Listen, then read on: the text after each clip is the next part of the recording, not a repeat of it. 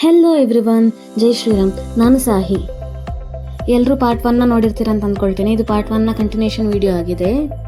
Part 1 body skirt ಯಾವ ಥರ stitch ಮಾಡ್ಕೋತೀನಿ ಅಂತ ತೋರಿಸ್ಕೊಟ್ಟಿದ್ದೆ. ಇವಾಗ ನಾನು ಪ್ರೀಟೆಡ್ ಬ್ಲೌಸನ್ನು ಯಾವ ಥರ ಸ್ಟಿಚ್ ಮಾಡ್ಕೋತೀನಿ ಅಂತ ತೋರಿಸ್ಕೊಡ್ತಾ ಇದ್ದೀನಿ. ಇಲ್ಲಿ ಬ್ಲೌಸ್ ಲೆಂತ್ ಬಂದು 14 ಇಂಚಸ್ ಇದೆ. ಅದರಲ್ಲಿ ಬಾಡಿ ಲೆಂತ್ ಬಂದು 10 ಇಂಚಸ್ ತಗೋತಾ ಇದ್ದೀನಿ. ಪ್ಲಸ್ 1 ಇಂಚ್ ಆ್ಯಡ್ ಮಾಡ್ಕೋತಾ ಇದ್ದೀನಿ. 1 ಇಂಚ್ ಏನಕ್ಕೆ ಅಂದರೆ ಕೆಳಗಡೆ ಅರ್ಧ ಇಂಚು ಮೇಲ್ಗಡೆ ಅರ್ಧ ಇಂಚು ಅಟ್ಯಾಚಿಂಗೋಸ್ಕರ 1 ಇಂಚ್ ಆ್ಯಡ್ ಮಾಡ್ಕೋತಾ ಇದ್ದೀನಿ. ಇಲ್ಲಿ 14 ಇಂಚಸ್ ಲೆಂತ್ ಬ್ಲೌಸ್ ಲೆಂತ್ ಅಲ್ಲಿ 10 ಇಂಚಸ್ ಬಾಡಿಗೆ ತಗೊಂಡಿದ್ದೀನಿ. ಮಿಕ್ಕಿರೋ 4 ಇಂಚಸ್ ಅನ್ನು ನಾನು ಪ್ಲೀಟ್ಸ್ಗೆ ಆ್ಯಡ್ ಮಾಡ್ಕೋತಾ ಇದ್ದೀನಿ.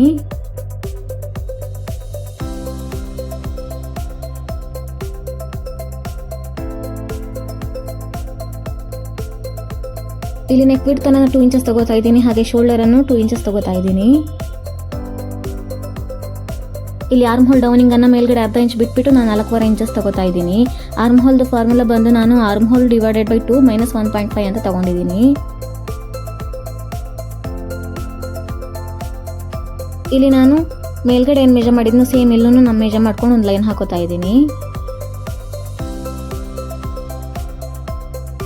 ಇಲ್ಲಿ ಚೆಸ್ಟ್ ಮೆಜರ್ಮೆಂಟ್ಗೆ ಅಪರ್ ಚೆಸ್ಟ್ ಮತ್ತು ಚೆಸ್ಟ್ ಒಂದೇ ಸೇಮ್ ಮೆಜರ್ಮೆಂಟಲ್ಲಿದೆ. ಸೊ ಹಾಗಾಗಿ ನಾನು ಅಪರ್ ಚೆಸ್ಟ್ ಡಿವೈಡೆಡ್ ಬೈ 4 ಮಾಡ್ತಾ ಇದ್ದೀನಿ. ಸೊ 6 ಇಂಚಸ್ ಸಿಕ್ತು ನನಗೆ. ಇಲ್ಲಿ ಅಪರ್ ಚೆಸ್ಟ್ ಬಂದು 24 ಇಂಚಸ್ಸು ಬೈ 4 ಮಾಡಿದಾಗ 6 inches plus 1.5 seam allowance add ಮಾಡ್ಕೋತಾ ಇದ್ದೀನಿ.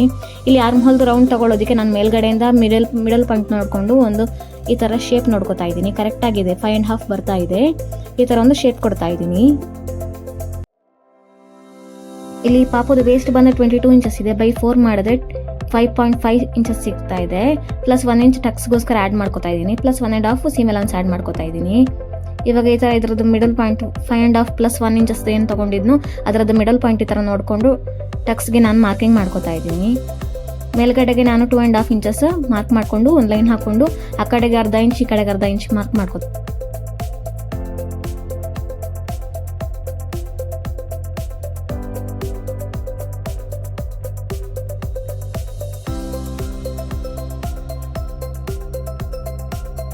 ಇವಾಗ ನಾನಿಲ್ಲಿ ನೆಕ್ ಡೀಪ್ ಮಾರ್ಕ್ ಮಾಡ್ಕೊಳ್ಳೋದಕ್ಕೆ ನಾನು ಬಾಡಿ ಸ್ಕರ್ಟಲ್ಲಿ ನಾನು ನೆಕ್ ಡೀಪ್ ಬಂದು 5.5 ಇಂಚಸ್ ತಗೊಂಡಿದ್ದೆ. ಇವಾಗ ನಾನು ಈ ಬ್ಲೌಸಲ್ಲಿ 1 ಇಂಚ್ ಮೈನಸ್ ಮಾಡ್ಕೋತಾ ಇದ್ದೀನಿ. 4.25 ಇಂಚಸ್ಗೆ ಈ ಥರ ಮಾರ್ಕ್ ಮಾಡ್ಕೊಂಡು ಒಂದು ಏನು ಶೇಪ್ ಇದೆಯೋ ಆ ಶೇಪ್ಗೆ ಮಾರ್ಕಿಂಗ್ ಮಾಡ್ಕೋತಾ ಇದ್ದೀನಿ.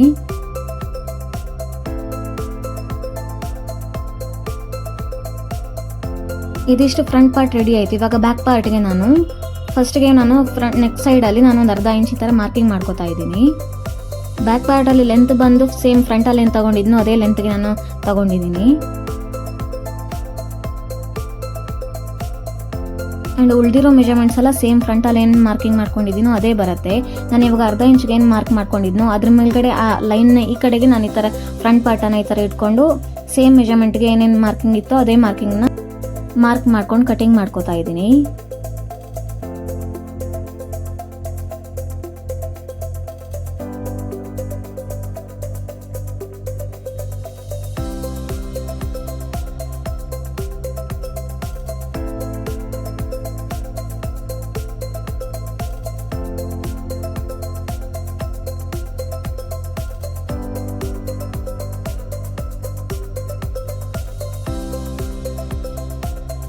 ಫ್ರಂಟ್ ಪಾರ್ಟ್ ಮತ್ತು ಬ್ಯಾಕ್ ಪಾರ್ಟ್ ಕಟಿಂಗ್ ಆದಮೇಲೆ ಈ ಥರ ಇದೆ ನೋಡಿ.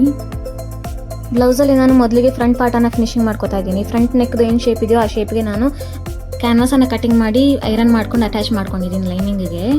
ಮೊದಲಿಗೆ ನಾನಿಲ್ಲಿ ನೆಕ್ಕನ್ನು ಫಿನಿಶಿಂಗ್ ಮಾಡ್ಕೋತಾ ಇದ್ದೀನಿ. ಮೇನ್ ಫ್ಯಾಬ್ರಿಕ್ದು ರೈಟ್ ಸೈಡ್ ಮೇಲ್ಗಡೆ ಲೈನಿಂಗನ್ನು ಈ ಥರ ಇಟ್ಕೊಂಡು ಸ್ಟಿಚ್ ಮಾಡ್ಕೋತಾ ಇದ್ದೀನಿ.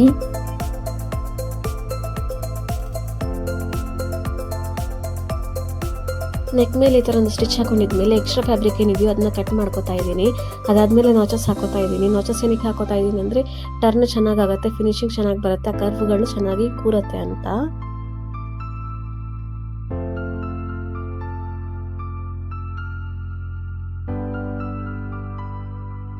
ಈ ಥರ ನಾಚಸ್ ಕೊಟ್ಟ ಮೇಲೆ ಲೈನಿಂಗನ್ನು ಹಿಂದ್ಗಡೆಗೆ ಟರ್ನ್ ಮಾಡಿಕೊಂಡು ಮೇಲ್ಗಡೆಯಿಂದ ಒಂದು ಕಿನಾರಿ ಸ್ಟಿಚ್ ಹಾಕೋತಾ ಇದ್ದೀನಿ.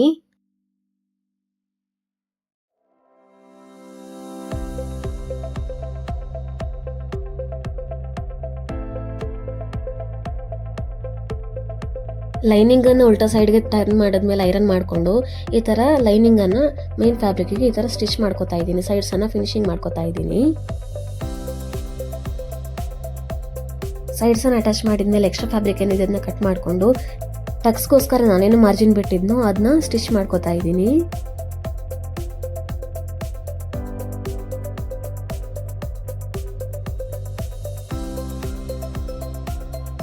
ಫ್ರಂಟ್ ಪಾರ್ಟ್ ರೆಡಿ ಆದಮೇಲೆ ಬ್ಯಾಕ್ ಪಾರ್ಟನ್ನು ಸೇಮ್ ಅದೇ ಥರ ನಾನು ರಿಪೀಟ್ ಮಾಡ್ತೀನಿ. ಬ್ಯಾಕ್ ಪಾರ್ಟಲ್ಲೂ ನಾನು ಸೇಮು ಮೈನ್ ಫ್ಯಾಬ್ರಿಕ್ ಮೇಲೆ ರೈಟ್ ಸೈಡ್ ಮೇಲೆ ಲೈನಿಂಗನ್ನು ಈ ಥರ ಬಿಟ್ಟು ನೆಕ್ಕನ್ನು ಸ್ಟಿಚ್ ಮಾಡ್ಕೋತಾ ಇದ್ದೀನಿ. ನೆಕ್ಕನ್ನು ಈ ಥರ ಸ್ಟಿಚ್ ಮಾಡ್ಕೊಂಡಿದ್ಮೇಲೆ ಎಕ್ಸ್ಟ್ರಾ ಫ್ಯಾಬ್ರಿಕ್ ಏನಿದೆ ಅದನ್ನ ಕಟ್ ಮಾಡ್ಕೊಂಡು ನಾಚಸ್ ಹಾಕೋತಾ ಇದ್ದೀನಿ. ಅದಾದಮೇಲೆ ಲೈನಿಂಗನ್ನು ಟರ್ನ್ ಮಾಡಿಕೊಂಡು ಕಿನಾರಿ ಸ್ಟಿಚ್ ಹಾಕ್ಕೊಂಡು ಉಲ್ಟಾ ಮಾಡ್ಕೋತಾ ಇದ್ದೀನಿ.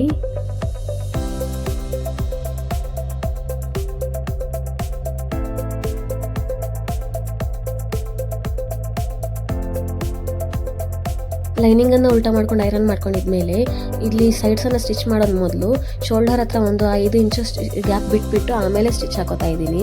ಇದು ಶೋಲ್ಡರ್ ಫಿನಿಶಿಂಗೋಸ್ಕರ ನಾನು 5 ಇಂಚಸ್ ಬಿಡ್ತಾ ಇರೋದು.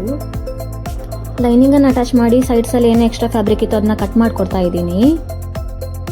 ಇವಾಗ ನಾನು ಟಕ್ಸ್ಗೋಸ್ಕರ ಏನು ಮಾರ್ಜಿನ್ ಬಿಟ್ಟಿದ್ನೋ ಅದನ್ನು ಸ್ಟಿಚ್ ಮಾಡ್ಕೋತಾ ಇದ್ದೀನಿ.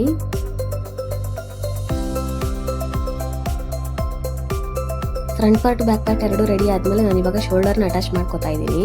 ಬ್ಯಾಕ್ ಪಾರ್ಟ್ ಮೇಲೆ ಫ್ರಂಟ್ ಪಾರ್ಟನ್ನು ಈ ಥರ ಇಟ್ಬಿಟ್ಟು ಒಂದು ಸ್ಟಿಚ್ ಹಾಕೋತಾ ಇದ್ದೀನಿ.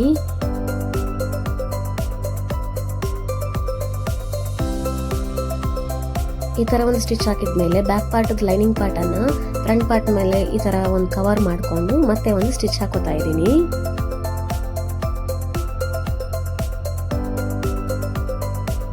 ಈ ಥರ ಫಿನಿಶಿಂಗೋಸ್ಕರ ನಾನು ಬ್ಯಾಕ್ ಪಾರ್ಟಲ್ಲಿ 5 ಇಂಚಸ್ ಬಿಟ್ಬಿಟ್ಟು ಲೈನಿಂಗ್ ಅಟ್ಯಾಚ್ ಮಾಡಿರೋದು. ಈ ಥರ ಫಿನಿಶಿಂಗ್ ಮಾಡಿದ್ರೆ ಕಚ್ಚಾ ಏನೂ ಕಾಣಿಸಲ್ಲ, ಅಂದರೆ ಸ್ಟಿಚಿಂಗ್ ಮಾರ್ಜಿನ್ ಏನೂ ಕಾಣಿಸಲ್ಲ, ಫಿನಿಶಿಂಗ್ ಚೆನ್ನಾಗಿರುತ್ತೆ ಅಂತ ಈ ರೀತಿ ಫಿನಿಶಿಂಗ್ ಮೆಥಡ್ನ ಫಾಲೋ ಮಾಡ್ತೀನಿ ನಾನು. ಇದಿಷ್ಟಾದ್ಮೇಲೆ ನಾನು ಇವಾಗ ಸ್ಲೀವ್ ಕಟಿಂಗ್ ಮಾಡ್ಕೋತಾ ಇದ್ದೀನಿ. ಸ್ಲೀವ್ ಕಟಿಂಗಿಗೆ ನಾನಿಲ್ಲಿ ಕ್ಯಾಪ್ ಹೈಟಿಗೆ ಅಪ್ಪರ್ ಚೆಸ್ಟ್ ಡಿವೈಡೆಡ್ ಬೈ 10 ಮಾಡ್ಕೋತಾ ಇದ್ದೀನಿ. ಅಂದರೆ ನಾನು ಇಲ್ಲಿ ಅಪ್ಪರ್ ಚೆಸ್ಟ್ ಬಂದು 24 ಇಂಚಸ್ ಇದೆ, ಡಿವೈಡೆಡ್ ಬೈ 10 ಅಂದರೆ 2.4 ಇಂಚಸ್ ಆಗುತ್ತೆ. ಸೊ ಈ ಥರ ಮಾರ್ಕಿಂಗ್ ಮಾಡ್ಕೋತಾ ಇದ್ದೀನಿ 2.4 ಇಂಚಸ್ಗೆ ಮೇಲ್ಗಡೆಯಿಂದ ಕೆಳಗಡೆಗೆ.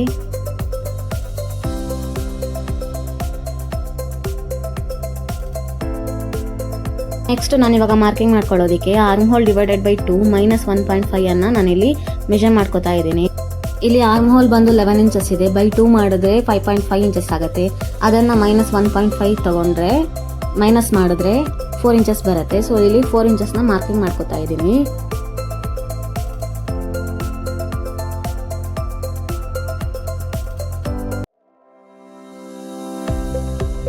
ಫೋರ್ ಇಂಚಸ್ಗೊಂದು ಮಾರ್ಕಿಂಗ್ ಮಾಡ್ಕೊಂಡಿದ್ಮೇಲೆ 1.5 ಎಕ್ಸ್ಟ್ರಾ ಸೀಮ್ ಅಲೌನ್ಸ್ ಆ್ಯಡ್ ಮಾಡ್ಕೋತಾ ಇದ್ದೀನಿ.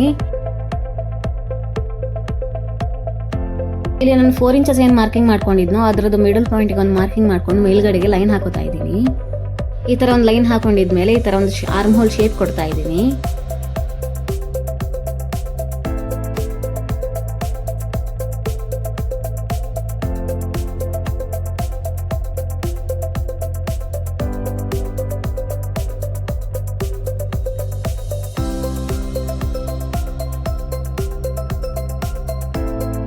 ಇಲ್ಲಿ ಸ್ಲೀವ್ ಫಿಟ್ಟಿಂಗ್ ಬಂದು 8 ಇಂಚಸ್ ಇದೆ, ಬೈ 2 ಮಾಡಿದ್ರೆ 4 ಇಂಚಸ್ ಬರುತ್ತೆ. ಪ್ಲಸ್ 1.5 ಸೀಮ್ ಅಲೌನ್ಸ್ ಆ್ಯಡ್ ಮಾಡ್ಕೋತಾ ಇದ್ದೀನಿ.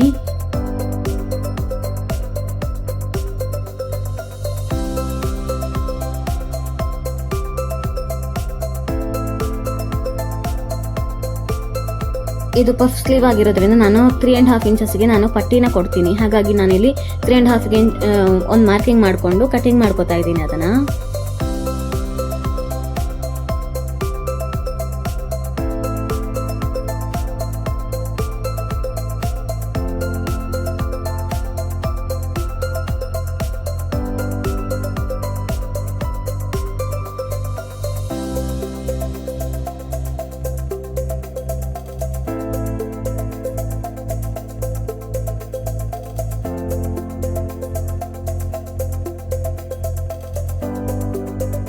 ನಾನು ಇವಾಗ ಏನು ಕಟಿಂಗ್ ಮಾಡ್ಕೊಂಡಿದ್ನೋ ಅದನ್ನು ಲೈನಿಂಗ್ ಮೇಲೆ ಈ ಥರ ಇಟ್ಕೊಂಡು ಕಟಿಂಗ್ ಮಾಡ್ಕೋತಾ ಇದ್ದೀನಿ. ಇಲ್ಲಿ ಕಟಿಂಗ್ ಮಾಡ್ಕೋಬೇಕಾದ್ರೆ ಇದು ಪಫ್ ಸ್ಲೀವ್ ಆಗಿರೋದ್ರಿಂದ ನಾನು ಒಂದು 5 ಇಂಚಸ್ ಬಿಟ್ಕೊಂಡು ಈ ಶೇಪ್ನ ಇಲ್ಲಿ ಇಟ್ಕೊಂಡು ಕಟಿಂಗ್ ಮಾಡ್ಕೋತಾ ಇದ್ದೀನಿ. ಇಲ್ಲಿ ಎಕ್ಸ್ಟ್ರಾ 5 ಇಂಚಸ್ ಏನೋ ಬಿಟ್ಟಿದ್ದೀನೋ ಅದು ಪೂರ್ತಿ ನಾನು ಪ್ಲೀಟ್ಸ್ನ ಇಟ್ಕೊಳ್ಳೋದಕ್ಕೆ ಬಿಟ್ಟಿರೋದು. ಸೈಡಲ್ಲಿ ಇಷ್ಟು 5 ಇಂಚಸ್ ಬಿಟ್ಬಿಟ್ಟು ನಾನು ನೆಕ್ಸ್ಟು ಏನು ಶೇಪ್ ಇದೆ ಆ ಶೇಪಿಗೆ ಕಟಿಂಗ್ ಮಾಡ್ಕೋತಾ ಇದ್ದೀನಿ.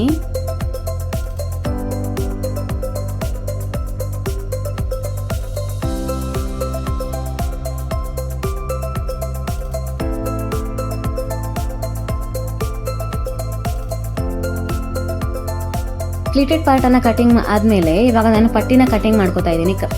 ಪಟ್ಟಿಗೆ ನಾನು ಏನು ಕಟಿಂಗ್ ಮಾಡ್ಕೊಂಡಿದ್ನೋ ಅದೇ ಸೇಮ್ ಮೆಜರ್ಮೆಂಟಲ್ಲಿ ಕಟಿಂಗ್ ಮಾಡ್ಕೋತಾ ಇದ್ದೀನಿ. ಇಲ್ಲೇನು ಸೀಮ್ ಅಲೌನ್ಸ್ ಆಗಲಿ ಏನು ಆ್ಯಡ್ ಮಾಡ್ಕೋತಾ ಇಲ್ಲ.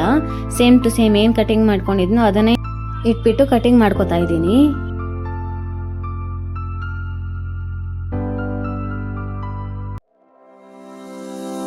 ಇವಾಗ ನಾನು ಇಲ್ಲಿ ಸ್ಲೀವ್ಸನ್ನು ಫಿನಿಶಿಂಗ್ ಮಾಡ್ಕೋತಾ ಇದ್ದೀನಿ.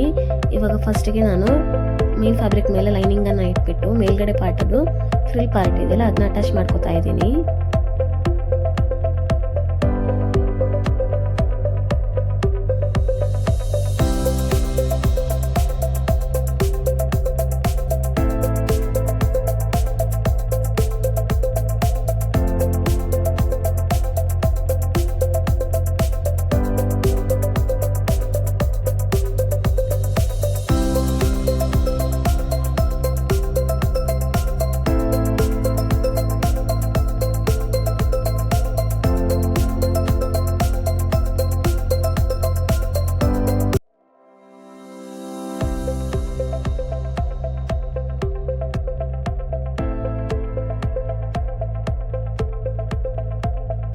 ಸ್ಲೀವ್ಸಲ್ಲಿ ಮೇಲ್ಗಡೆ ಫ್ರಿಲ್ ಪಾರ್ಟ್ ಎರಡು ರೆಡಿ ಆದಮೇಲೆ ನಾನು ಇವಾಗ ಪಟ್ಟಿ ಪಾರ್ಟನ್ನು ರೆಡಿ ಮಾಡ್ಕೋತಾ ಇದ್ದೀನಿ. ಪಟ್ಟಿಗೆ ನಾನು ಇವಾಗ ಫಸ್ಟ್ಗೆ ಬಾಟಮ್ ಫಿನಿಶ್ ಮಾಡ್ಕೋತಾ ಇದ್ದೀನಿ. ಈ ಥರ ಪಟ್ಟಿದು ಮೈನ್ ಫ್ಯಾಬ್ರಿಕ್ ಮೇಲೆ ಲೈನಿಂಗನ್ನು ಈ ಥರ ಇಟ್ಬಿಟ್ಟು ಒಂದು ಸ್ಟಿಚ್ ಹಾಕ್ಕೊಂಡು ಉಲ್ಟಾ ಮಾಡ್ಕೋತಾ ಇದ್ದೀನಿ. ಲೈನಿಂಗನ್ನು ಉಲ್ಟಾ ಮಾಡ್ಕೊಂಡು ಮೇಲ್ಗಡೆ ಕಿನಾರಿ ಸ್ಟಿಚ್ ಹಾಕೋತಾ ಇದ್ದೀನಿ.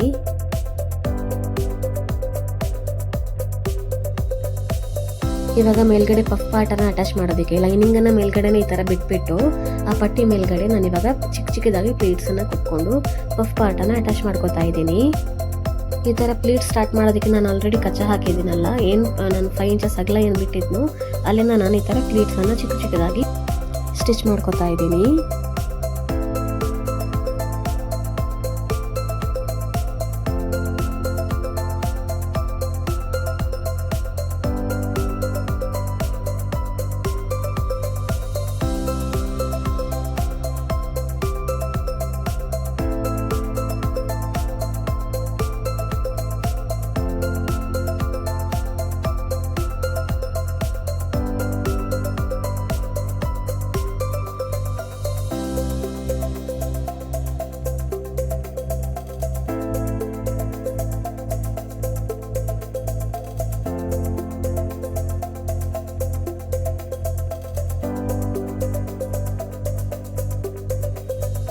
ಈ ಥರ ಸ್ಟಿಚ್ ಹಾಕೊಂಡಿದ್ಮೇಲೆ ನಾನು ಇವಾಗ ಲೈನಿಂಗನ್ನು ಬಿಟ್ಬಿಟ್ಟಿದ್ನಲ್ಲ ಮೇಲ್ಗಡೆ, ಅದನ್ನ ಇವಾಗ ಮೇಲ್ಗಡೆಯಿಂದ ಕವರ್ ಮಾಡಿಕೊಂಡು ಒಂದು ಸ್ಟಿಚ್ ಹಾಕೋತಾ ಇದ್ದೀನಿ.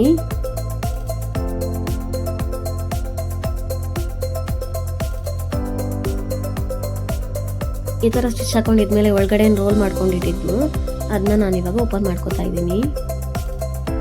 ಇದೇ ಥರ ಇನ್ನೊಂದು ಸ್ಲೀವನ್ನು ರೆಡಿ ಮಾಡ್ಕೊಂಡಿದ್ದೀನಿ. ಈ ಥರ ಸ್ಟಿಚ್ ಮಾಡ್ಕೊಳ್ಳೋದ್ರಿಂದ ಮಾರ್ಜಿನ್ ಎಲ್ಲೂ ಸ್ಟಿಚಿಂಗ್ ಮಾರ್ಜಿನ್ ಎಲ್ಲೂ ಕಾಣಿಸಲ್ಲ, ಫಿನಿಶಿಂಗ್ ಚೆನ್ನಾಗಿರುತ್ತೆ. ಇವಾಗ ಮೇಲ್ಗಡೆ ಪಫನ್ನು ರೆಡಿ ಮಾಡ್ಕೋತಾ ಇದ್ದೀನಿ. ಎಲ್ಲಿಂದ ನಾನು ಮಾರ್ಜಿನ್ ಬಿಟ್ಟಿದ್ನೋ ಅಲ್ಲಿಂದ ನಾನು ಚಿಕ್ಕ ಚಿಕ್ಕದಾಗಿ ಪ್ಲೀಟ್ಸ್ ಕೊಡ್ತಾ ಹೋಗ್ತಾ ಇದ್ದೀನಿ.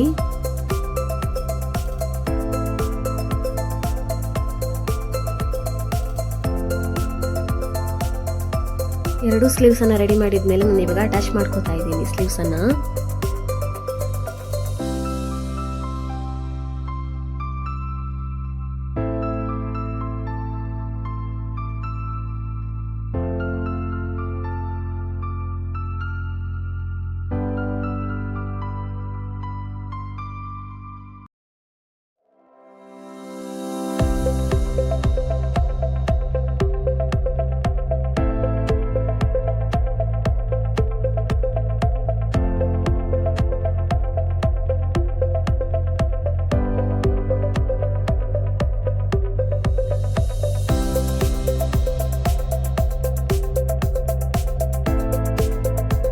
ಈ ಬ್ಲೌಸಲ್ಲಿ ಬಾಟಮಲ್ಲಿ ಫ್ರಿಲ್ ಡಿಸೈನ್ ಬರೋದ್ರಿಂದ ನಾನು ಫಸ್ಟಿಗೆ ಇವಾಗ ಎರಡು ಸೈಡ್ಸನ್ನು ಈ ಥರ ಫಿನಿಶಿಂಗ್ ಮಾಡ್ಕೋತಾ ಇದ್ದೀನಿ. ಎರಡು ಸೈಡ್ಸ್ ಅಟ್ಯಾಚ್ ಆದಮೇಲೆ ನಾನು ಫ್ರಿಲ್ ಪಾರ್ಟನ್ನು ಅಟ್ಯಾಚ್ ಮಾಡ್ಕೋತೀನಿ. ಈ ಬ್ಲೌಸಲ್ಲಿ ಫ್ರಿಲ್ ಡಿಸೈನ್ ಇರೋದ್ರಿಂದ ಬ್ಯಾಕ್ ಸೈಡ್ಗೆ ಹುಕ್ ಬರುತ್ತೆ.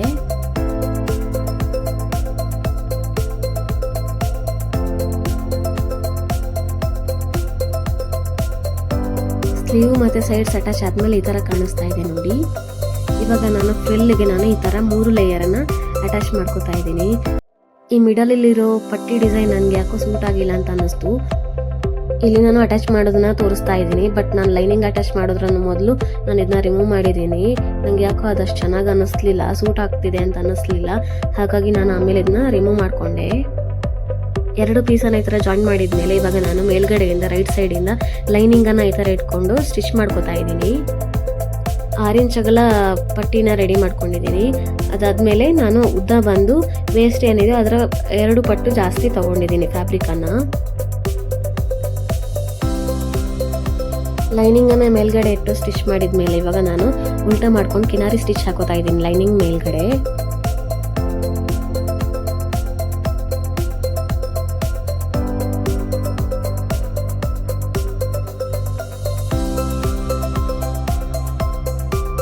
ಲೈನಿಂಗನ್ನು ಉಲ್ಟಾ ಮಾಡ್ಕೊಂಡು ಐರನ್ ಮಾಡಿದ್ಮೇಲೆ ಈ ಥರ ಕಾಣಿಸ್ತಾ ಇದೆ. ನೀವು ಈ ವಿಡಿಯೋದಲ್ಲಿ ನೋಡ್ಬೋದು, ನಾನು ಆ ಪಟ್ಟಿ ಟೈಪದು ಡಿಸೈನ್ ನನಗೆ ಸೂಟ್ ಆಗಲಿಲ್ಲ ತೆಗೆದಿದ್ದೀನಿ ಅಂತಂದಲ್ಲ, ಈ ಪಾರ್ಟಲ್ಲಿ ನಾನು ರಿಮೂವ್ ಮಾಡಿದ್ದೀನಿ ಇಲ್ಲಿ. ಇದಾದ್ಮೇಲೆ ಲೈನಿಂಗನ್ನು ಮತ್ತು ಮಿನ್ ಫ್ಯಾಬ್ರಿಕನ್ನು ಈ ಥರ ಅಟ್ಯಾಚ್ ಮಾಡ್ಕೋತಾ ಇದ್ದೀನಿ. ಸೈಡ್ಸನ್ನು ಫಿನಿಶಿಂಗ್ ಮಾಡ್ಕೋತಾ ಇದ್ದೀನಿ.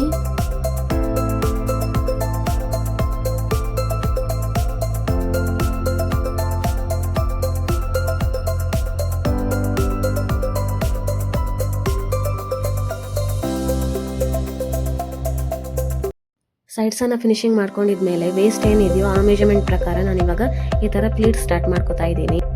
ನಾನು ಬ್ಲೌಸಲ್ಲಿ ವೇಸ್ಟನ್ನು ಯಾವ ಮೆಜರ್ಮೆಂಟ್ಗೆ ರೆಡಿ ಮಾಡಿದ್ದೀನೋ ಆ ಮೆಜರ್ಮೆಂಟ್ಗೆ ನಾನು ಇದನ್ನು ರೆಡಿ ಮಾಡ್ಕೋಬೇಕಾಗತ್ತೆ. ಯಾಕಂದರೆ ನಾನು ವೇಸ್ಟಿಗೆ ಇದನ್ನು ಅಟ್ಯಾಚ್ ಮಾಡಿರೋದ್ರಿಂದ ವೇಸ್ಟ್ ಮತ್ತು ಇದು ಎರಡೂ ಒಂದೇ ಮೆಜರ್ಮೆಂಟಲ್ಲಿ ಇರಬೇಕಾಗತ್ತೆ.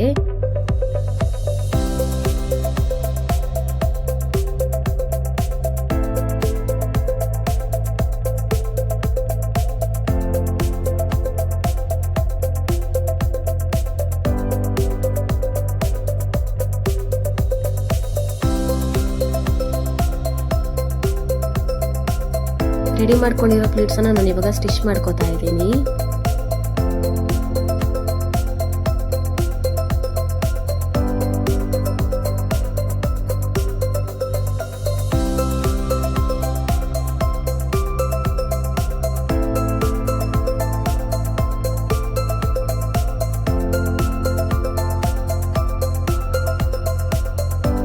ರೆಡಿ ಆದಮೇಲೆ ಬಾಟಮ್ದು ಫ್ರಿಲ್ ಪಾರ್ಟ್ ಈ ಥರ ಕಾಣಿಸ್ತಾ ಇದೆ ನೋಡಿ. ರೆಡಿಯಾಗಿರೋ ಫ್ರಿಲ್ ಪಾರ್ಟನ್ನು ನಾನು ಇವಾಗ ಬ್ಲೌಸ್ದು ವೇಸ್ಟಿಗೆ ಅಟ್ಯಾಚ್ ಮಾಡ್ಕೋತಾ ಇದ್ದೀನಿ.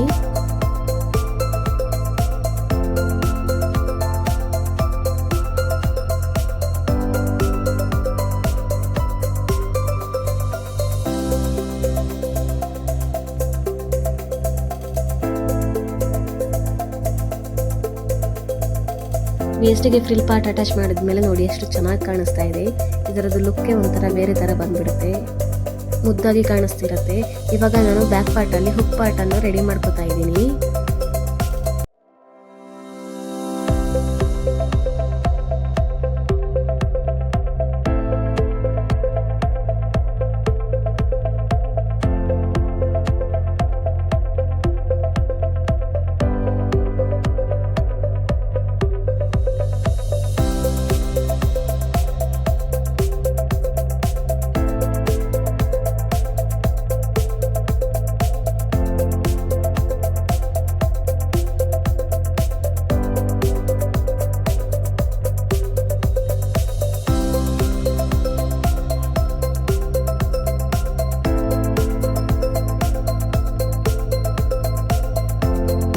ಹುಕ್ ಪಾರ್ಟ್ ರೆಡಿ ಆದಮೇಲೆ ನಾನು ಇವಾಗ ಲೂಪ್ ಪಾರ್ಟ್ ರೆಡಿ ಮಾಡ್ಕೋತಾ ಇದ್ದೀನಿ. ಲೂಪ್ ಪಾರ್ಟಿಗೆ ನಾನು ಉಲ್ಟಾ ಸೈಡಿಂದ ಮೇಲ್ಗಡೆ ಸೈಡ್ಗೆ ತರಬೇಕು. ಹಾಗಾಗಿ ನಾನು ಉಲ್ಟಾ ಸೈಡಿಂದ ಈ ಥರ ಅಟ್ಯಾಚ್ ಮಾಡ್ಕೊಂಡು ಬರ್ತಾ ಇದ್ದೀನಿ.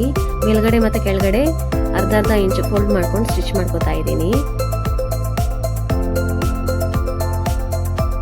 ಮೇಲ್ಗಡೆಯಿಂದ ಒಂದು ಕಿನಾರಿ ಸ್ಟಿಚ್ ಹಾಕೋತಾ ಇದ್ದೀನಿ, ಫಿನಿಶಿಂಗ್ ಚೆನ್ನಾಗಿ ಬರುತ್ತೆ ಅಂತ. ಇವಾಗ ನಾನು ಈ ಪಟ್ಟಿನ ಒಂದು ಫೋಲ್ಡ್ ಮಾಡಿಕೊಂಡು ಫಿನಿಶಿಂಗ್ ಕೊಡ್ತಾ ಸ್ಟಿಚ್ ಮಾಡ್ಕೋತಾ ಇದ್ದೀನಿ.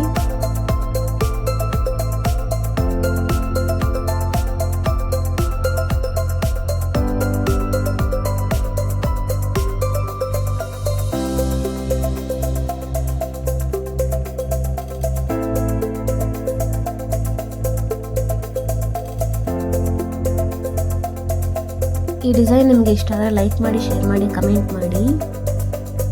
ಈ ವಿಡಿಯೋ ನಿಮಗೆ ಹೆಲ್ಪ್ಫುಲ್ ಆಗಿದೆ ಅಂತ ಅಂದ್ಕೊಳ್ತೀನಿ. ಬಾಡಿ ಸ್ಕರ್ಟ್ ಮತ್ತು ಬ್ಲೌಸ್ದು ಫೈನಲ್ ರಿಸಲ್ಟ್ ಈ ಥರ ಇದೆ.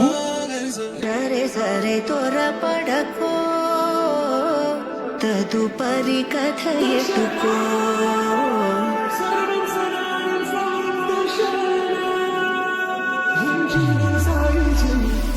సరే సరే త్వరపడకో తదుపరి కథ ఎటుకో